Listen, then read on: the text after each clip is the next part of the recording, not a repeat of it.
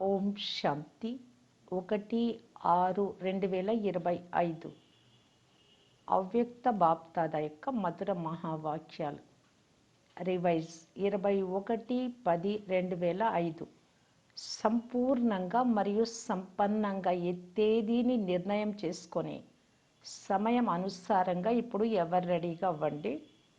ఈరోజు బాప్దాదా నలువైపులా ఉన్న పిల్లల 3 రూపాలను చూస్తున్నారు. ఎలాగైతే తండ్రి యొక్క విశేషమైన 3 సంబంధాలు గుర్తు ఉంటాయో అలా పిల్లల 3 రూపాలను చూసి హర్షితం అవుతున్నారు. మీ 3 రూపాల గురించి తెలుసు కదా. ఈ సమయంలో పిల్లలందరూ బ్రాహ్మణ రూపంలో ఉన్నారు మరియు బ్రాహ్మణుల చివరి స్థితి బ్రాహ్మణుల నుండి ఫరిస్తా, తర్వాత ఫరిస్తా నుండి దేవత. అన్నిటికంటే విశేషమైనది వర్తమాన బ్రాహ్మణ జీవితం. బ్రాహ్మణ జీవితం అమూల్యమైనది. బ్రాహ్మణ జీవితం యొక్క విశేషత పవిత్రత. పవిత్రతయే బ్రాహ్మణ జీవితం యొక్క రియాలిటీ. పవిత్రతయే బ్రాహ్మణ జీవితం యొక్క పర్సనాలిటీ. పవిత్రతయే సుఖశాంతులకు జనని. ఎంత పవిత్రత ఉంటుందో అంత జీవితంలో సుఖశాంతులు సహజంగా మరియు స్వాభావికంగా ఉంటాయి.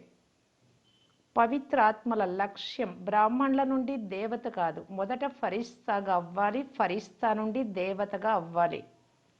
కనుక బ్రాహ్మణుల నుండి ఫరిస్తా, ఫరిస్తా నుండి దేవత. పిల్లలందరూ ఈ 3 రూపాలను బాప్దాదా చూస్తున్నారు. మీ అందరికీ మీ 3 రూపాలు ఎదురుగా వచ్చేసాయా? బ్రాహ్మణులుగా అయితే అయిపోయారు. ఇప్పుడు ఫరిస్తాగా అవ్వాలి అనే లక్ష్యం ఉంది. ఇదే లక్ష్యం ఉంది కదా, ఫరిస్తాగా అవ్వాల్సిందే. ఫరిస్తా తనపు విశేషతలు జీవితంలో ఎన్ని కనిపిస్తున్నాయో చెక్ చేసుకోండి. ఫరిస్తా అనగా వారికి పాత ప్రపంచము, పాత సంస్కారాలతో ఎలాంటి సంబంధము ఉండదు. ఫరిస్తా అనగా కేవలం సమస్యల సమయంలోనే డబల్ లైట్గా అవ్వడం కాదు, కానీ సదా మనస వాచ సంబంధ సంపర్కంలో డబల్ లైట్గా తేలికగా ఉండాలి. తేలికైన వస్తువు మంచిగా అనిపిస్తుందా లేక బరువైన వస్తువు మంచిగా అనిపిస్తుందా? ఏది మంచిగా అనిపిస్తుంది? తేలికైనదే ఇష్టం అనిపిస్తుంది కదా. ఫరిస్తా అనగా కొందరికి మాత్రమే కాదు, అందరికీ ప్రియంగా మరియు అతీతంగా ఉండాలి. కేవలము ప్రియమైన వారిగా కాదు, ఎంత ప్రియంగా ఉంటారో అంత అతీతంగా ఉండాలి.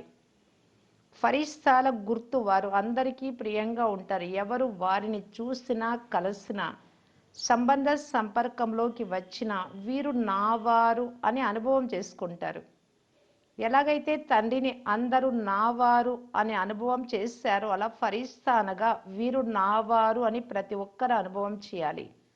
నావారు అనేది అనుభవం అవ్వాలి, ఎందుకంటే తేలికగా ఉంటారు కదా. కనుక ఆ తేలికదనమే అందరికీ ప్రియంగా చేస్తుంది. పూర్తి బ్రాహ్మణ పరివారం అంతా వీరు నావారు అని అనుభవం చేసుకోవాలి. భారీతనం ఉండరాదు, ఎందుకంటే ఫరిస్తా అంటే అర్థమే డబల్ లైట్. ఫరిస్తా అనగా సంకల్పము, మాట, కర్మ సంబంధ సంపర్కంలో బేహద్దుగా ఉండాలి, హద్దు ఉండరాదు. అందరూ నావారు మరియు నేను అందరి వాడిని. ఎక్కడైతే నావారు అనే భావన ఎక్కువగా ఉంటుందో అక్కడ తేలికతనం ఉంటుంది. సంస్కారంలో కూడా తేలికతనం ఉండాలి. కనుక ఫరిస్తా స్థితికి ఎంత శాతం వరకు చేరుకున్నాను అని చెక్ చేసుకోండి. చెక్ చేసుకోవడం వస్తుందా? చెకర్గా అంటే పరిశీలించుకునే వారిగా కూడా అయిపోయారు. మేకర్గా అనగా తయారయ్యే వారిగా కూడా అయిపోయారు. శుభాకాంక్షలు. వర్తమాన సమయాన్ని చూస్తూ బాప్దాద యొక్క శుభ ఆశ ఏమిటి అంటే, ఎవరైతే స్వయాన్ని మహారథులము అని భావిస్తున్నారో వారి స్థితి 95% ఉండాలి కదా. 98% అయిపోతాము అని ఎవరో అన్నారు. శుభాకాంక్షలు. గులాబ్ జామున్ తినండి, ఎందుకంటే మీరు చూస్తున్నారు మరియు తయారవ్వాల్సిందే అని తెలుసుకున్నారు కూడా.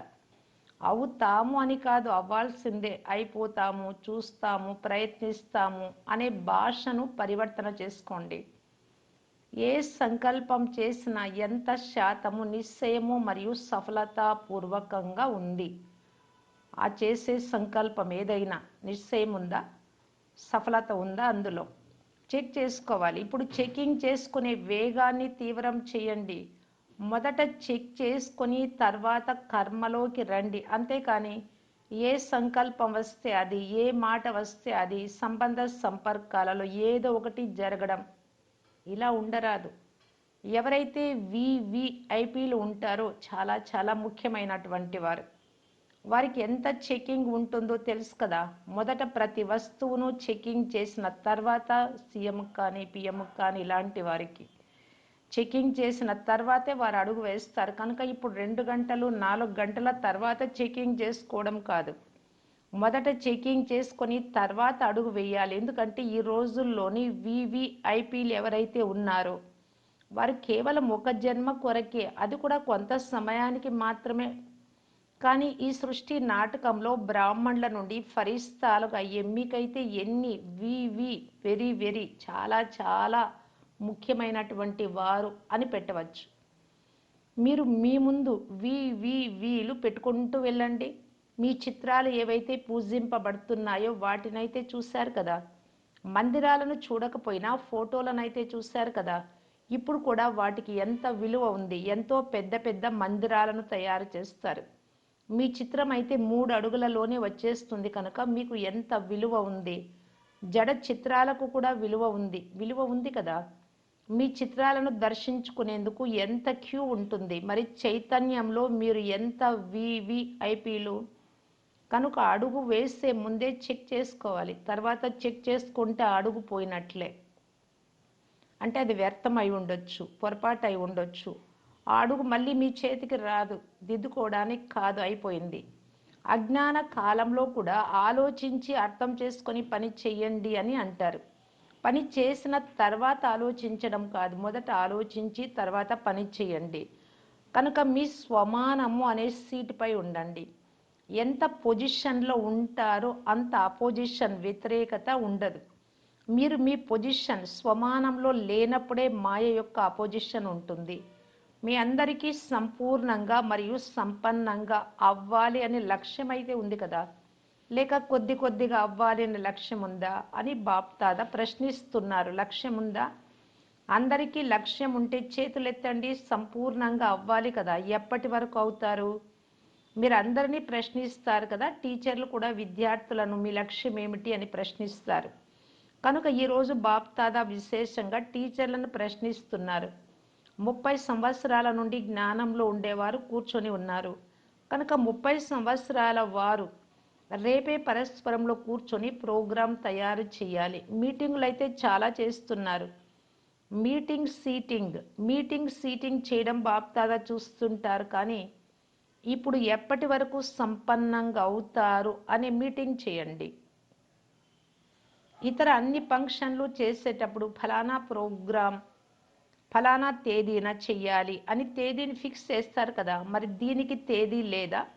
ఎన్ని సంవత్సరాలు కావాలో చెప్పండి. ఎందుకు బాప్దాదా ఎందుకు ఇలా చెప్తున్నారు? ఎందుకంటే ఎప్పటి వరకు వినాశనం చెయ్యాలి అని ప్రకృతి బాబాను అడుగుతుంది. అప్పుడు బాప్దాదా ఏమని సమాధానం ఇవ్వాలి? బాప్దాదా పిల్లలని అడుగుతారు కదా, ఎప్పటి వరకు సమయం కావాలి? ఈ రోజుటి విశేషమైన టాపిక్ ఎప్పటి వరకు. డబల్ విదేశీయులు కూర్చొని ఉన్నారు కదా, మరి డబల్ పురుషార్థం చేస్తారు కదా, అద్భుతం చేయండి. విదేశీయులు ఉదాహరణగా అవ్వండి. బ్రాహ్మణ పరివారం ముందు, విశ్వం ముందు సంపన్నంగా మరియు సంపూర్ణంగా అవ్వండి. సర్వశక్తులు సర్వగుణాలతో సంపన్నము అనగా సంపూర్ణంగా అవ్వాలి. అన్నీ ఉండాలి. మనస వాచ సంబంధము సంపర్కం ఈ 4గింటిలో ఒకవేళ ఒక్క దానిలో బలహీనంగా ఉండిపోయినా, ఏదైనా లోపం, సంపన్నము అని అనరు. 4 విషయాలు గుర్తున్నాయి కదా. మనస వాచ కర్మ అంటే సంబంధ సంపర్కంలో కర్మ కూడా వస్తుంది. 4 విషయాలలో సంపన్నంగా అవ్వాలి. మనస వాచాలో అయితే మేము బాగున్నాము, సంబంధ సంపర్కంలో కొద్దిగా తేడా ఉంది అని అనరాదు. వినిపించాం కదా. ఎవరి ఎదురుగా వెళ్ళినా, ఎవరి సంపర్కంలోకి వచ్చినా వీరు మావారు అని వారు అనుభవం చేసుకోవాలి. నాది అనే దానిపై అధికారం ఉంటుంది కదా. ఇతరుల దానిపై అంత తేలికదనం ఉండదు, కొద్దిగా బరువు ఉంటుంది. కానీ నాది అనే దానిపై తేలికతనం ఉంటుంది. కనుక అందరితో తేలికగా ఉండాలి. అంతేకాని కేవలం మీ జోనులో తేలికగా, మీ సెంటర్‌లో మాత్రమే తేలికగా ఉండడం కాదు. ఒకవేళ కేవలం మీ జోనులో, మీ సెంటర్‌లో తేలికగా ఉంటే విశ్వరాజులుగా ఎలా అవుతారు? విశ్వ కళ్యాణకారులుగా కూడా అవ్వలేరు. విశ్వరాజులుగా కూడా అవ్వలేరు. రాజు అంటే కేవలం సింహాసనంపై కూర్చోవడము అని అర్థం కాదు. రాజధానిలో, రాయల్ పరివారంలో కూడా రాజుకు రాజ్య అధికారం ఉంటుంది కనుక ఏం చేస్తారు? ఎప్పటి వరకు అనే ప్రశ్నకు సమాధానం ఇస్తారు కదా! మీటింగ్ చేస్తారా? మీటింగ్ చేసి ఫైనల్ చేయండి. సరేనా? మంచిది. అందరూ బాగున్నారా? చేయాల్సిందే, అవ్వాల్సిందే అనే ఉత్సాహం వస్తుందా? బాప్దాదా ఉమంగుత్సాహాలను ఇప్పిస్తారు. వీరు ఉమంగుత్సాహాలలో ఉన్నారు అని చూసి మాయ ఏదో ఒకటి చేసేస్తుంది. ఎందుకంటే ఇప్పుడు దాని అంతిమ సమయం కూడా సమీపంగా ఉంది కదా! కనుక అది తన అస్త్ర శస్త్రాలు ఏవైతే ఉన్నాయో అవన్నీ ఉపయోగిస్తుంది. అంతేకాక ఎలాంటి పాలన ఇస్తుంది అంటే ఇది మాయ యొక్క పాలన అన్నదే అర్థం చేసుకోలేరు. మాయ మతమా లేక తండ్రి మతమా అన్నది అర్థం అవ్వదు కనుక అందులో మిక్స్ చేసేస్తారు. ఫరిస్తా స్థితిలో లేక పురుషార్థంలో విశేషంగా ఏ విఘ్నాలైతే వస్తాయో వాటికి కేవలం రెండు శబ్దాలే కారణం. అవి సాధారణ శబ్దాలే, కష్టమైనవి కూడా కాదు. అంతేకాక అనేక సార్లు మీరు వాటిని ఉపయోగిస్తారు కూడా. అవేవి? నేను మరియు నాది. ఈ నేను మరియు నాది అనే వాటిని పరివర్తన చేసుకునేందుకు బాప్దాదా చాలా సహజ పద్ధతిని ఇంతకు ముందు కూడా తెలిపించారు. గుర్తు ఉందా? ఏ సమయంలో మీరు నేను అని అంటూ ఉంటారో అప్పుడు నేను ఆత్మ అని ఆత్మరూపం ఎదురుగా రావాలి, శరీరం గుర్తు రాకూడదు.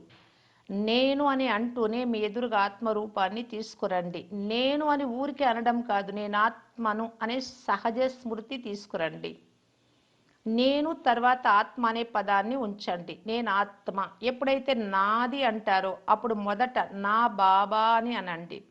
నా రుమాలు, నా చీర, నా వస్తువు ఇలా నాది అని అంటారు కదా! కానీ మొదట నా బాబా అని అనాలి. బాబానే మీ వారు. నాది అంటే బాబానే. నాది అని అంటూనే బాబా ఎదురుగా వచ్చేయాలి. నేను అని అంటూనే ఆత్మ ఎదురుగా రావాలి. దీనిని సహజ స్వభావంగా తయారు చేసుకోండి. ఇది సహజమే కదా, లేక కష్టమా? నేను ఆత్మను అనేది మీకు తెలుసు. కేవలం ఆ సమయంలో అంగీకరించి నడవడం లేదు. తెలుసుకోవడంలో 100% ఉంది, కానీ అంగీకరించడంలో పర్సెంటేజ్ ఉంది. దేహాభిమానం అనేది సహజంగా అయిపోయింది కదా. నేను దేహమును అని ఏమైనా గుర్తు చేసుకోవాల్సి వస్తోందా? సహజంగా గుర్తు ఉంది కదా. నేను అని నోటి ద్వారా అనే దానికి ముందే సంకల్పంలో శరీరం గుర్తుకొస్తుంది. కనుక సంకల్పంలో కూడా నేను అనేది వచ్చిన వెంటనే ఆత్మస్వరూపం ఎదురుగా రావాలి. ఈ అభ్యాసం చేయడం సహజమే కదా. కేవలం నేను అని అనకండి, దానితో పాటు ఆత్మగా భావించి మాట్లాడండి. అప్పుడు పక్కా అయిపోతుంది. ఉదాహరణకు శరీరం యొక్క పేరు పక్కా అయిపోయింది కదా. ఎవరినైనా ఇతరులను మీ పేరు కలవారిని పిలిచినా మీరు చూస్తారు కదా. కనుక నేను ఆత్మను, ఆత్మ యొక్క ప్రపంచం బాప్దాదా, ఆత్మ యొక్క సంస్కారం బ్రాహ్మణుల నుండి ఫరిస్తా, ఫరిస్తా నుండి దేవత. మరి ఇప్పుడు ఏం చేస్తారు? ఈ మనస్సా డ్రిల్ చేయండి. ఈ రోజుల్లో డాక్టర్లు కూడా డ్రిల్ చేయండి, డ్రిల్ చేయండి, ఎక్సర్సైజ్ చేయండి అని చెప్తున్నారు. కనుక మీరు నేను ఆత్మ, నా బాబా అని ఎక్సర్సైజ్ చేయండి. ఎందుకంటే సమయం యొక్క వేగాన్ని డ్రామా అనుసారంగా తగ్గించాల్సి వస్తుంది. వాస్తవానికి రచయిత తీవ్రంగా ఉండాలి, కానీ రచన కాదు. అయితే ఇప్పుడు సమయం వేగంగా వెళ్తూ ఉంది. ప్రకృతి కూడా ఎవర్ రెడీగా ఉంది. కేవలం ఆర్డర్ కోసం ఆగి ఉంది. డ్రామా యొక్క సమయమే ఆర్డర్ చేస్తుంది కదా. స్థాపన చేసేవారు ఒకవేళ ఎవర్ రెడీగా లేకుంటే వినాశనం తర్వాత ప్రళయం ఏమైనా అవుతుందా? ప్రళయం అవుతుందా? వినాశనం తర్వాత స్థాపన జరగాల్సిందే కదా. కనుక స్థాపనకు నిమిత్తమైన వారు ఇప్పుడు సమయ ప్రమాణంగా ఎవరు రెడీగా అవ్వాలి. ఎలాగైతే బ్రహ్మబాబా అర్జునుడిగా అయ్యారు కదా, ఉదాహరణగా అయ్యారు. అదేవిధంగా బ్రహ్మబాబాను ఫాలో చేసే వారిగా ఎవరు అవుతారు? బాప్దాదా చూడాలనుకుంటున్నారు. స్వయాన్ని కూడా చూసుకోండి, సమయాన్ని కూడా చూడండి. బాప్దాదా ఇంతకు ముందు కూడా తెలిపించారు. వర్తమాన సమయంలో బ్రాహ్మణుల నుండి ఫరిస్తా ఆత్మలైన మీరందరూ నిమిత్త భావము, నిర్మాణ భావము, ఈ రెండు మాటలను అండర్లైన్ చేసుకోవాలి. దీని ద్వారా దేహ అభిమానం యొక్క నేను అనే భావన సమాప్తం అవుతుంది. నాది అనేది కూడా సమాప్తం అవుతుంది. నిమిత్త భావము మరియు నిర్మాణ స్వభావం అంటే నిరహంకారిగా ఉండాలి. ఎంత నిరహంకారిగా నమ్రతగా ఉంటారో అంత గౌరవం లభిస్తుంది. ఎందుకంటే ఎవరైతే నిర్మాణంగా ఉంటారో నమ్రతగా వారందరికీ ప్రియంగా అవుతారు. ప్రియంగా అయినప్పుడు స్వతహాగానే గౌరవం లభిస్తుంది. కనుక నిమిత్త భావము, నిర్మాణ భావము మరియు శుభ భావన ఉండాలి. భావము మరియు భావన ఈ రెండు విషయాలు ఉన్నాయి. నిమిత్త మరియు నిర్మాణ భావము మరియు భావన ప్రతి ఒక్కరి పట్ల శుభ భావన, శుభకామన ఉండాలి. ఎవరు ఎలా ఉన్నా మీ నిమిత్త నిర్మాణ భావము మరియు శుభ భావన వాయుమండలాన్ని ఎలా తయారు చేస్తుంది అంటే ఎదుటి వారు కూడా వైబ్రేషన్ల ద్వారా మారిపోతారు. చాలామంది పిల్లలు ఆత్మిక సంభాషణ చేసేటప్పుడు మేము 1 నెల నుండి శుభభావన ఉంచాము, అయినా వారు మారడం లేదు అని అంటారు. తర్వాత అలసిపోతారు, వ్యాకుల పడతారు. ఇప్పుడు పాపం వారి వృత్తి లేక దృష్టి రాతి సమానంగా ఉన్నప్పుడు మరి అందులో కొద్దిగా సమయం అయితే పడుతుంది కదా. భలే వారు మారకపోయినా మిమ్మల్ని మీరు మంచిగా ఉంచుకోవాలి కదా. మీరు మీ పొజిషన్లో మీ స్వమానంలో ఉండాలి కదా. మీరెందుకు వ్యాకులత పడతారు? అలా వ్యాకులత పడకండి.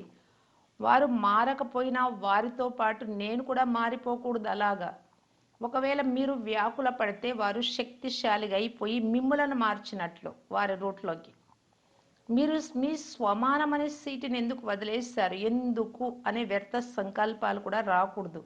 ఎందుకు మారలేదు ఇలా అన్నారు అంటే వ్యర్థ సంకల్పాలకు ద్వారం తెరిచినట్లే. ఆ ద్వారం మూయడం చాలా కష్టం అవుతుంది. కనుక ఎందుకు అని ఆలోచించకండి. దయాహృదయులుగా అయ్యి అందరికీ వైబ్రేషన్లు, శుభభావన, శుభకామన యొక్క వైబ్రేషన్లు ఇస్తూ ఉండండి. మీరు మీ స్వమానం అనే సీటును వదిలి ఎందుకు వ్యాకుల పడతారు? మీ పొజిషన్ నుండి క్రిందకు రాకూడదు అని గుర్తు ఉంది కదా. అలా వస్తే చాలా అపోజిషన్ జరుగుతుంది. వ్యక్తుల మధ్య అపోజిషన్ వస్తుంది. స్వభావ సంస్కారాలలో అపోజిషన్ వస్తుంది. వ్యతిరేకత ఆలోచనలలో అపోజిషన్ వస్తుంది. కనుక మీ పొజిషన్లో ఉండండి. కనుక రేపేం చేస్తారు గుర్తు ఉందా? బాప్దాదాకు ప్రేమ ఉంది కదా. కనుక అందరూ బ్రహ్మబాబా సమానంగా అయిపోవాలి అని బాప్దాదా భావిస్తున్నారు. బ్రహ్మబాబా ఎదురుగా అపోజిషన్ వ్యతిరేకత రాలేదా? మాయ వ్యతిరేకించింది, ఆత్మలు కూడా వ్యతిరేకించారు, ప్రకృతి కూడా వ్యతిరేకించింది. కానీ బ్రహ్మబాబా తన పొజిషన్ ఏమైనా వదిలేశారా? వదిలేయలేదు కదా. అప్పుడే ఫరిస్తాగా అయ్యారు. కనుక ఇప్పుడు స్వయాన్ని అయితే నేను ఫరిస్తాను అని ఫరిస్తాగా భావించి నడవండి. కానీ పరస్పరంలో ఒకరినొకరు కూడా అందరూ ఫరిస్తాలే అనే ఫరిస్తా రూపంలో చూడండి. నాకు పాత ప్రపంచంతో సంబంధం లేదు, పాత సంస్కారాలతో సంబంధం లేదు, ఏ బ్రాహ్మణులతో సంబంధం లేదు. అన్నీ సమాప్తమైపోయాయి. వీరు కూడా ఫరిస్తా, వీరు కూడా ఫరిస్తా, వారు కూడా ఫరిస్తా, నేను కూడా ఫరిస్తా. ఇలా ఈ దృష్టితో చూడండి.